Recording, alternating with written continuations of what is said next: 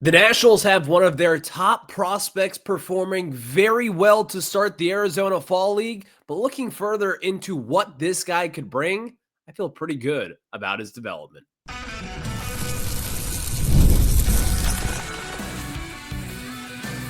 You are Locked On Nationals, your daily Washington Nationals podcast, part of the Locked On Podcast Network, your team every day. And thank you all for making Locked On Nationals your first listen every single day, as we are free and available wherever you get your podcast. And I am your host, Ryan Clary, your Nationals insider here, part of the Locked On Podcast Network, where it's your team every single day. And later on in today's program, we'll have a discussion because Jacob Young is a Gold Glove finalist for back-to-back years.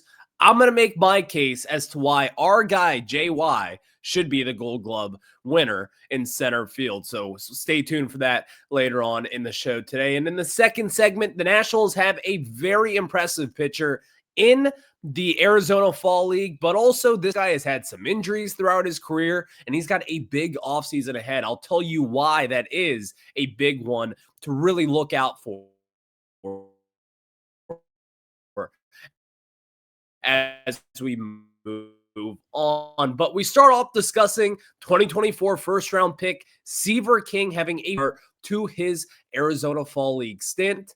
And I feel good about where he's brought to you by our very good friends at FanDuel. And right now, new customers can bet just $5. And if your bet wins, you'll get $300 in bonus bets to use across the app. So download the app today. Seaver King, in his Arizona Fall League debut, is now just dominating at that level at this point in time. Last night, he went 4 of 6 with 3 doubles, 3 RBIs, and 2 runs for Scottsdale. Seaver King, again, it's only been a handful of games here. He's got a 12-12 OPS. He's hitting the ball really well, some really impressive exit velos. He's getting on base, and he's playing elite defense. But over the past year or so, I've always been down on Seaver King. The reason why I was down on King to begin with is because this was a project. When the Nationals took him 10th overall after playing just one season at the Division I level, I was kind of like, yeah, this guy's very toolsy, but he's also a very raw prospect. The Nationals cut a deal with him so they can get Luke Dickerson in the second round and others following that.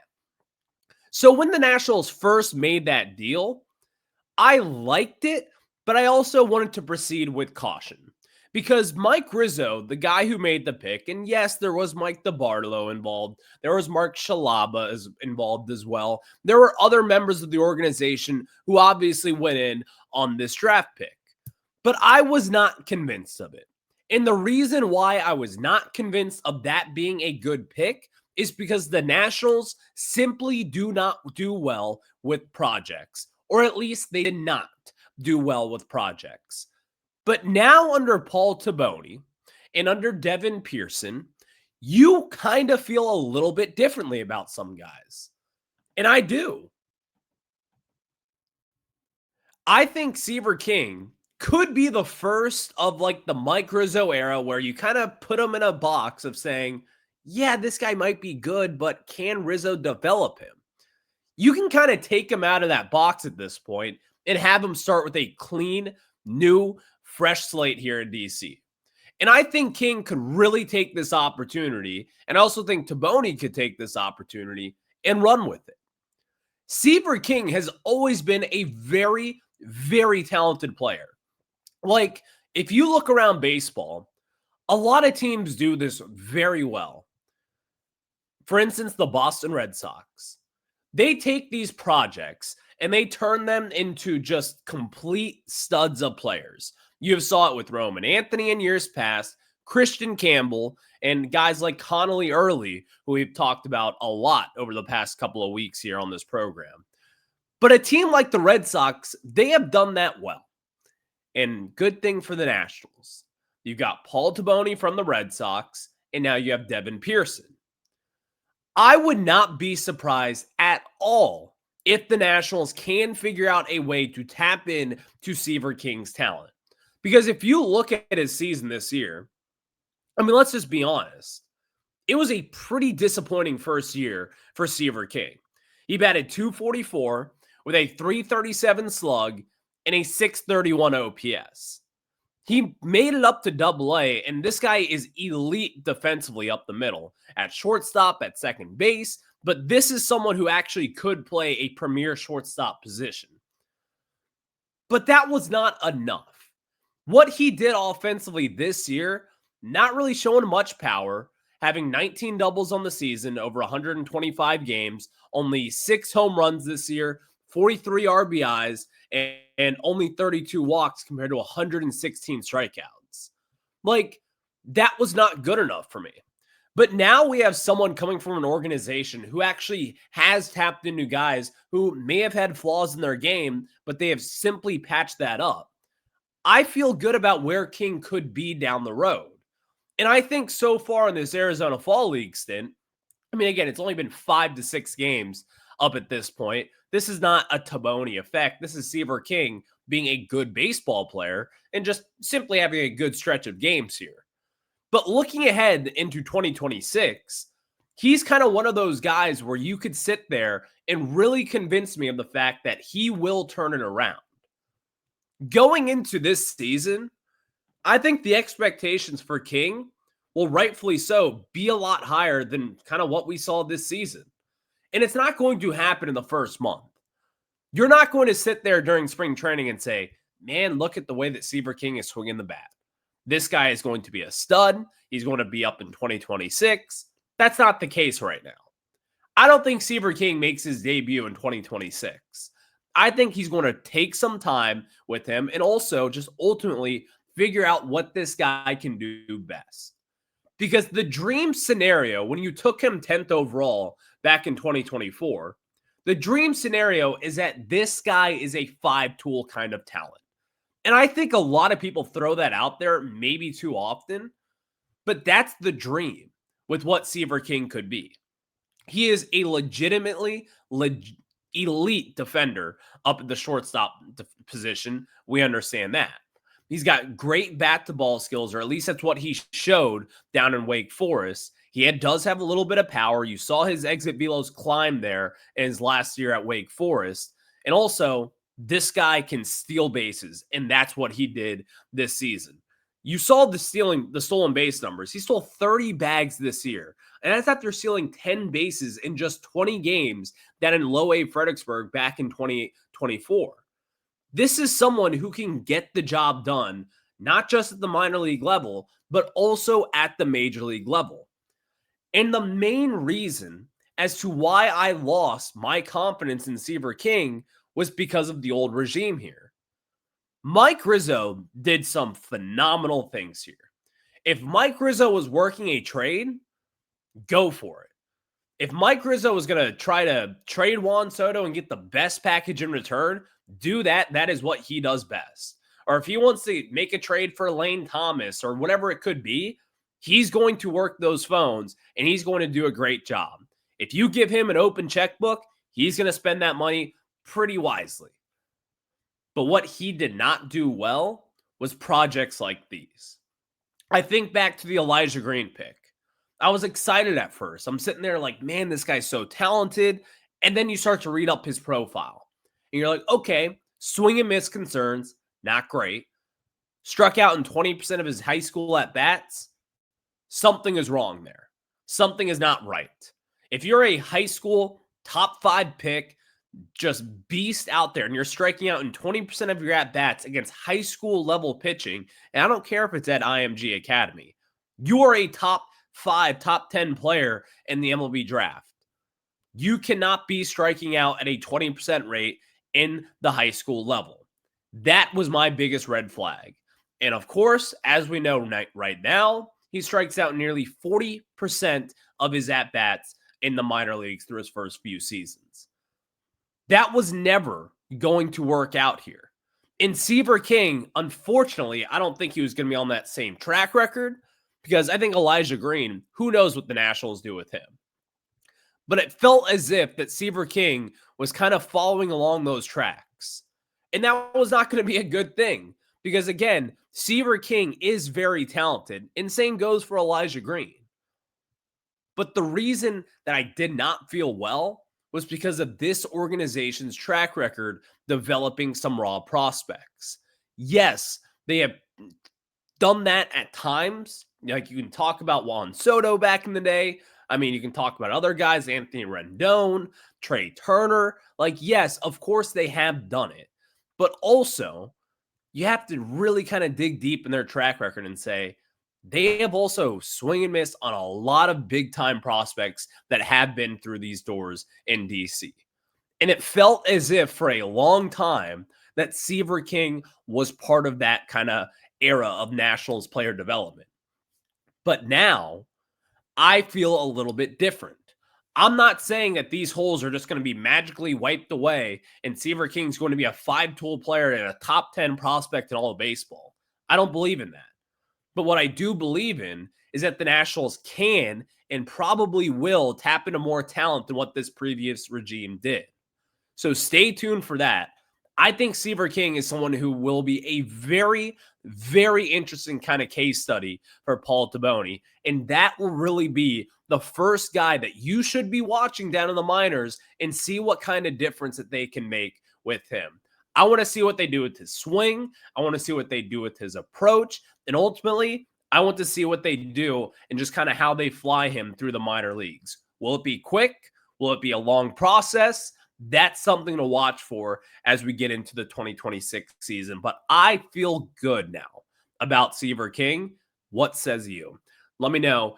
Drop a comment in our YouTube section that is Locked On Nationals and hit that subscriber button while you're at it. But next, I want to get into another guy who has a very, very interesting offseason ahead, and that is 2022 second-round pick Jake Bennett. Let's talk about his future with the Nationals because there is a big decision looming.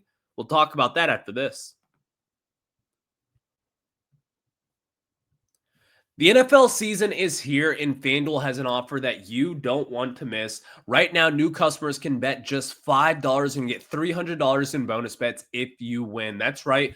Pick a bet, put down $5, and if it hits, you'll unlock $300 in bonus bets to use across the app. But I love how FanDuel gives me so many ways to play. I've built parlays, tried player props, and even followed the live lines during games. Then it makes watching football even more exciting when you've got a little something righty on the action.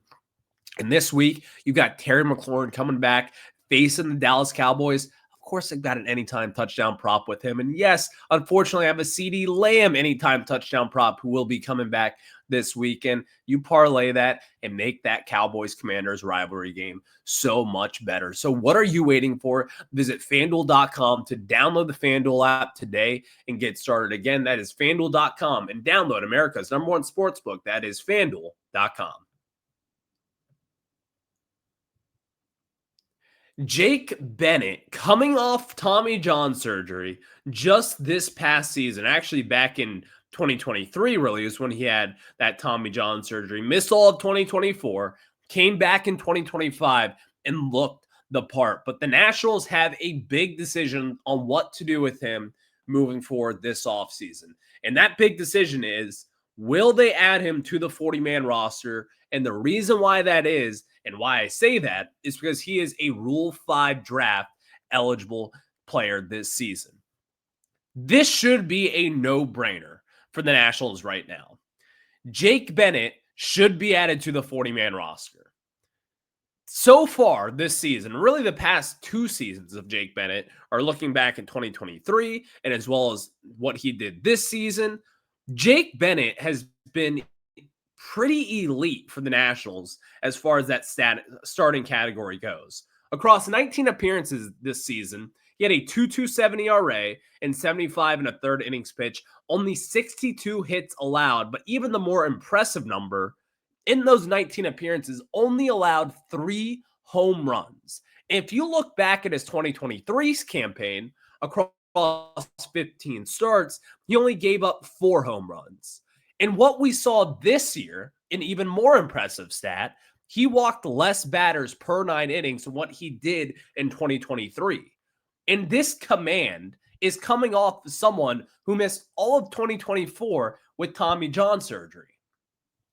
Seeing what Jake Bennett has become, even post Tommy John, is something that you as a fan could feel pretty good about. And I actually felt really good about Bennett pre-Tommy.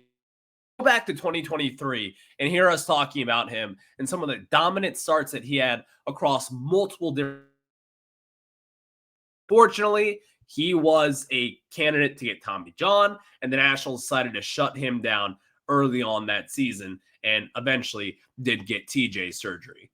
But I feel really good about where Bennett is. And I do feel good about the big decision that kind of looms here with the Nationals of adding him to the 40-man roster. This is someone who worked his way up to AA Harrisburg. He had 9 starts in Harrisburg with 45 2/3 innings pitched. This is a candidate of someone who could even start the season at AAA this season, and it would not surprise me. And he is someone who could easily make the jump to the major leagues early on. But the Nationals have a big decision to make, and I will judge Paul Taboni on what he sees with Jake Bennett. If I am Taboni, if I'm Devin Pearson, the new assistant GM here, you have to realize what the Nationals do not have. They do not have pitching. They have not had pitching in years. They haven't had a good rotation, probably what's been since 2019 at this point. And you've got a couple guys like Parker and Irvin who have come up, had some good starts. DJ Hers on the shelf with Tommy John. But ultimately, are those guys long-term answers? I think Hers could be. But as far as Irvin and Parker goes, not really. But Jake Bennett could be that for you. And again, I think what he has shown us so far, and even then, he's pitching in the fall league right now. Looking at what he has done across a couple of starts just a few days ago in relief, he came in, pitched 4 innings, had 2 hits, 1 earned run given up, and walked 0 batters with 7 strikeouts in relief for Scottsdale. That is something that if I am the Nationals right now, you have to put this guy in the 40-man roster. It's not going to make or break your farm system, but this is one guy who could actually make that jump into the major leagues and could make that jump into your rotation. You don't have many guys that can do that right now that are premier names in 2026 outside of what we thought with Travis Sakura, but Sakura is unfortunately on the shelf with Tommy John surgery. Harleen Susanna is in that category as well, but he's not up for debate at this point. It's Jake Bennett. And I think the Nationals just simply have to go with Jake Bennett. They have to protect him. They cannot take any risk at this point in time with someone who could be Rule 5 draft eligible. And if the Nationals do not add him to the 40-man because they think a team may just kind of pass on him, I think that'd be the silliest decision out there. You have to realize where the Nationals' weakness is, and it is pitching. If you can control some of your young, controllable arms like a Bennett, then you should be doing just that. Because I think the Nationals could really tap into what Jake Bennett does best. Really have solid control overall, keeps the ball in the yard, and just does a good job as a starting pitcher. And if it's not as a starting pitcher, have him come in as a long relief guy. We saw him do that just the other day. 4 innings pitched, struck out 7 batters, and allowed 1 earned run. This is someone who is not an elite prospect.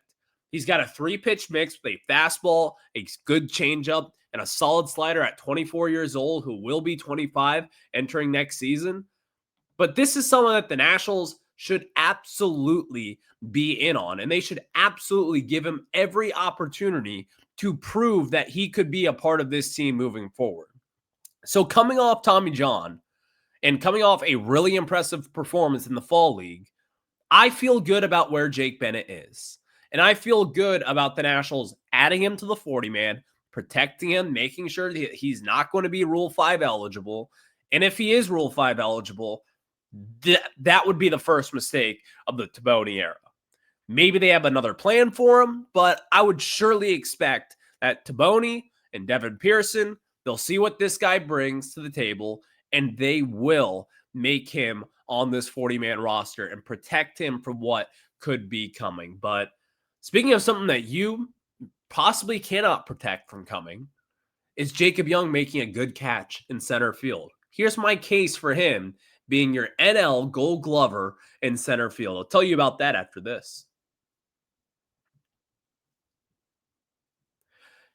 This episode is brought to you by PrizePicks, and every day we make decisions, but on PrizePicks, being right can actually get you paid. Don't miss the excitement of this football season with PrizePicks, where it's good to be right. Playing PrizePicks is such a fun, simple way to add more excitement to football. You just pick more or less on player projections like Josh Allen's passing yards or Saquon Barkley rushing for a touchdown, and you're in the game. And I love how quick it is. You can make your lineup in just under a minute. And my favorite part, well, PrizePicks has just added stacks. So if you want to ride with a player, I can select their pass yards, rush yards, and touchdowns all in one lineup. And the new injury reboot feature, if your player leaves early and doesn't return, it won't count against you. So download the PrizePicks app today and use code LOCKEDONMLB to get $50 in lineups after you play your first $5 lineup. That's code LOCKEDONMLB for $50 in lineups after your first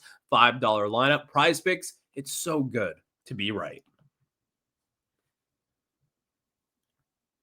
And thank you all for making Locked On Nationals your first listen every single day, as we are free and available wherever you get your podcast. So Jacob Young is a Gold Glove finalist for the second straight year. And I'm going to make my case for Jacob Young winning the Gold Glove. 14 outs above average was not number one. It was Pete Crow Armstrong, who had 24 outs above average, which is just insane if you think about it. But last year, Jacob Young had the numbers to win the Gold Glove. And ultimately, he did not. It was Brenton Doyle who won the NL Cy Young, the NL Gold Glove in center field, because he didn't have better numbers than JY, but he did have those web gem plays. Well, looking at it this year, with Pete Crow Armstrong, who is the favorite to win it by a pretty big shot there. Pete Crow Armstrong is probably the best defensive player in all of baseball, potentially. Like, he is that good. He's up there with Nolan Arenado, in my opinion. But Pete Crow Armstrong did not have the web gem plays that JY did this year. I think back to September 20th in that series against the New York Mets, the final one of the season, the hacky sack catch. And then in that fifth inning there, that hacky sack catch where JY was twisting around in the outfield and then ultimately had the ball deflect off his glove, kicked it up off his right leg, and still made the catch to just crush the Mets season. And then later on in that game, Francisco Alvarez drilled a ball that was approximately 190 miles per hour off the bat, and JY robs the home run in center field that quite literally ended the Mets season. They missed the playoffs by just one win. That win right there would have been the sealer for them to make the postseason. And who knows what they would have done this October. That is a very talented team. We understand that.